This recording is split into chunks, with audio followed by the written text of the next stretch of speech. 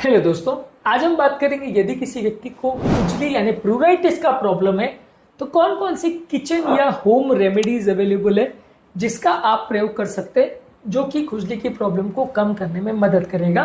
कौन कौन सी ऐसी चीजें अवेलेबल है जिसका आप घर पर प्रयोग कर सकते हैं दवाइयों के अलावा, जो इस तरह की प्रॉब्लम को कम करने में मदद करता है। टॉपिक इंपॉर्टेंट है। टॉपिक पर जाने से पहले जो लोग हमारे चैनल पर नए हैं उन्हें रिक्वेस्ट करूँगा कि चैनल को सब्सक्राइब करें, वीडियोस को लाइक करें, शेयर करें, फॉलो करें, कमेंट करें, पूरा देखिए। प्लूराइटिस यानी खुजली के कारणों पर, उससे संबंधित मेडिसिन पर और उसको कम करने या मैनेज करने के टिप्स पर हमने ऑलरेडी वीडियोस किए, इनको जरूर चेकआउट करें। तो इंपॉर्टेंट वीडियो है इसलिए पूरा देखिएगा। चलिए शुरू करते हैं इंपॉर्टेंट वीडियो।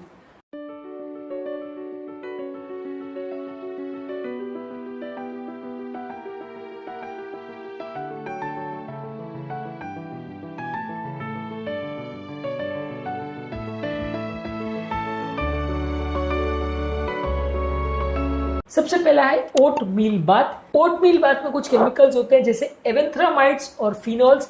इसके एंटी इंफ्लेमेटरी प्रॉपर्टीज और सूदिंग प्रॉपर्टीज होते हैं। इसको कैसे प्रयोग करें? 1 से 2 कप फ्रेशली ग्राउंड किया हुआ या पीसा हुआ कोलॉइडल ओटमील को आप हल्के गर्म पानी में इसको डाल दीजिए और उसमें 15 से 20 मिनट तक एक टब में डाल के उसमें लेटे रहिए। बॉडी को सोख करके रखिए या किसी पर्टिकुलर एरिया में अगर खुजली हो रही है तो उस हाथ को या पाँव को सोख करके रखिए 15-20 मिनट तक। तो इससे स्किन सूदिन होगी और इससे आपको फायदा मिलेगा। इसी तरह से बेकिंग सोडा में कुछ एंटी इंफ्लेमेटरी प्रॉपर्टीज और पीएच बैलेंसिंग प्रॉपर्टीज होते हैं। इस तरह के पेशेंट्स में बेकिंग सोडा को यूज करने के लिए 1 पार्ट वाटर और 3 पार्ट बेकिंग सोडा को मिला के एक पेस्ट बना लीजिए और इसको जो एरिया में खुजली हो रही है उसमें 15 से 20 मिनट तक लगा करके रखिए। उसके बाद उसको ठंडे पानी से धो लीजिए। इसके अलावा आप 1 कप बेकिंग सोडा को अपने टब में या पानी के उसमें भी डाल सकते हैं और उसमें बॉडी को 15-20 मिनट तक सोक कर सकते हैं। यदि पूरे शरीर में खुजली हो रही है तो ये बेकिंग सोडा आपकी मदद करता है खुजली को कम करने के लिए। इसी तरह से एप्पल साइडर विनेगर में बैक्टीरियल और एंटी फंगल एक्टिविटीज होते हैं तो ये भी खुजली को कम करता है। अगर ड्राई स्किन और इन्फेक्शन की वजह से हो रहा हो, आप ऐसा कर सकते हो कि एप्पल साइडर विनेगर को और पानी को मिला के उसको थोड़ा डाइल्यूट कर सकते हैं और एक कॉटन पे उसको लगा के जो इफेक्टेड एरिया में जहाँ खुजली हो रही है वहां उसको लगा सकते हैं। या आप ये भी कर सकते हो कि 1 से 2 कप एप्पल साइडर विनेगर को अपने बाथिंग टब में डाल के 15 से 20 मिनट में पानी को उसको सोक करिए, उसमें लेटे रहिए। तो इससे भी आपकी स्किन सूदन होगी और अगर इन्फेक्शन की वजह से आपको खुजली हो रही है तो फायदा मिलेगा। इसके अलावा जो एरिया में आपको खुजली हो रही है वहां पे आप ठंडे पानी की पट्टियां कर सकते हो, गीले पानी की पट्टियां कर सकते हो।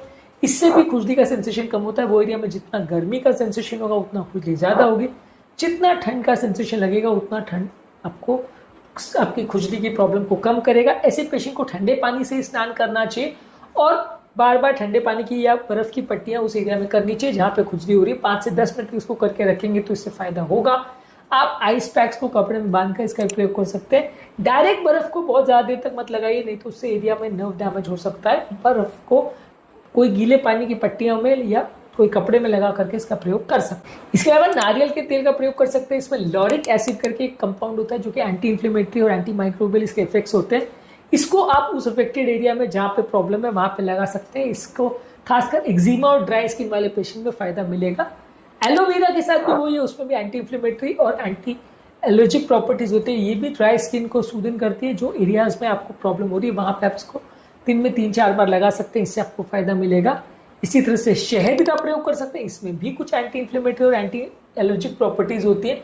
इसको भी जो अफेक्टेड एरियाज में 15 से 20 मिनट या मैक्सिमम 30 मिनट तक लगा के रखिए और उसके बाद उसको गर्म पानी से, हल्के गर्म पानी से उसको धो दीजिए। तो शहद को लगाने से भी आपकी स्किन थोड़ी शुद्ध होगी और इससे आपका खुजली कम हो जाएगा। इसके अलावा टी ट्री ऑयल आता है जिसकी एंटीसेप्टिक और एंटी इंफ्लेमेटरी प्रॉपर्टीज होती है। ये स्किन के इरिटेशन और खुजली को कम कर सकता है। तो टी ट्री ऑयल है, आपको हर्बल रेमेडीज या शॉप में मिल जाएगा। इसको नारियल के तेल या ऑलिव ऑयल के साथ मिला करके उसको स्किन में लगाइए और उसको लगभग 12 ड्रॉप टी ट्री ऑयल को लगभग 1 आउंस कैरियर ऑयल में मिलाइए, 12 ड्रॉप्स को, और उसको फिर अप्लाई करिए थोड़ा ज्यादा डाइल्यूट करके। तो ये आपको बेटर रिजल्ट देगा। ये आपको हर्बल शॉप्स में मिलेगा तो इसका भी आप प्रयोग कर सकते हैं। इसके अलावा एक हर्बल टी आती है, शैमोमाइल टी। इसके एंटी इंफ्लेमेटरी और सूदिंग प्रॉपर्टीज हो सकते हैं। इसको आप गर्म पानी में डाल के आप उसको पी भी सकते हैं और अगर कोई पर्टिकुलर एरिया में हो रहा है तो इसको ठंडा करने के बाद उसको जो खुजली वाले एरिया है वहां पे लगा भी सकते हैं, तो इसकी भी एंटी इन्फ्लेमेटरी प्रॉपर्टीज होते हैं, वो एरिया को सूट करता है। इसके अलावा पेपरमिंट ऑयल में भी एंटी इन्फ्लेमेटरी प्रॉपर्टीज होती है, ये भी खुजली को कम करता है। इसमें कुछ ड्रॉप पेपरमिंट ऑयल को आप किसी कैलियर ऑयल जैसे कि नारियल तेल और ऑलिव ऑयल में लगाइए और उसको अफेक्टेड एरिया में अप्लाई करिए, इससे भी आपको फायदा मिलेगा। कोशिश यही करिए कि जब भी आपको अगर खुजली का प्रॉब्लम हो तो एरिया को स्क्रैच मत करिए बार बार। अगर उसको आप खुजली करेंगे, खुजाएंगे, तो उसमें इन्फेक्शन होने का चांस, स्किन के डैमेज होने का चांस, नर्व्स के डैमेज होने का चांस, खुजली के बढ़ने का चांस बढ़ जाएगा। ये इसको आप अवॉइड करिए और स्किन को कंटिन्यूसली मॉइस्चराइजर लगा के थोड़ा गीला रखिए। अगर स्किन ड्राई होगी तो खुजली बढ़ेगी और स्किन अगर मॉइस्ट रहेगी तो खुजली कम होगी। तो उसको थोड़ा सा मॉइस्चराइजर लगा के गीला रखिए ज़्यादा टाइम, तो बार बार लगाते रहिए दिन में 4-5, तो इससे आपकी खुजली की प्रॉब्लम में कुछ मदद मिलेगी। खुजली वाले पेशेंट्स या प्रोराइटिस वाले पेशेंट में कौन कौन सी दवाओं का प्रयोग, टैबलेट्स या क्रीम्स का प्रयोग किया जाता है, इस पर हमने अलग वीडियो किया, उस वीडियो को भी जरूर चेकआउट करें। खुजली के कारणों पर और उससे संबंधित कॉमन प्रिकॉशंस पर हमने अलग वीडियोस किए, इनको भी जरूर चेकआउट करें। टॉपिक एंड करने से पहले जो लोग हमारे चैनल पर नए हैं, मैं रिक्वेस्ट करूँगा कि चैनल को सब्सक्राइब करें, वीडियोस को लाइक करें, शेयर करें, फॉलो करें, कमेंट करें पूरा।